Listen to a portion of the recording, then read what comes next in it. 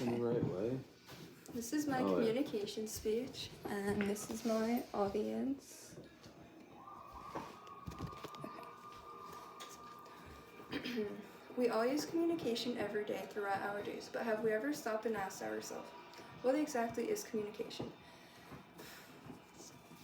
Communication is how we transfer ideas and meanings with all of humanity. Everything that we do is communication.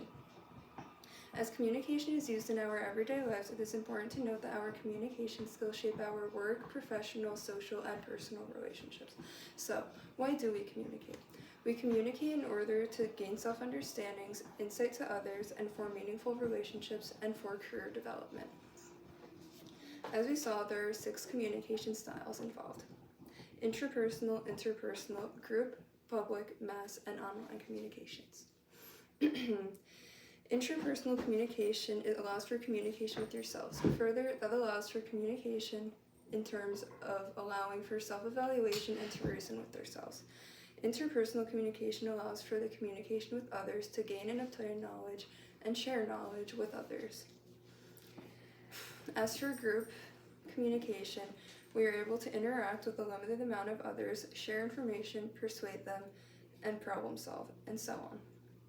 For public communication, we are able to persuade, inform, and entertain audience. For mass communication, we are also able to inform, persuade, and entertain a larger audience. For online communication, we see that we are able to gain knowledge and build relationships through the internet. We also saw that with this also comes components, the essentials in communication. First is people. Most obviously, because how can we communicate with others if there are no people to communicate with? As there are a sender and a receiver on both ends of communication. Next, we see messages. We are always sending and receiving messages of some sort in communication. Then we have channels. Channels are how we communicate with one another through the social media, or media in general. Then is noise. Whether it is interfering or distorts the communication, it is always present. Then we have feedback. Feedback can be positive or negative, but it always allows for the return of information.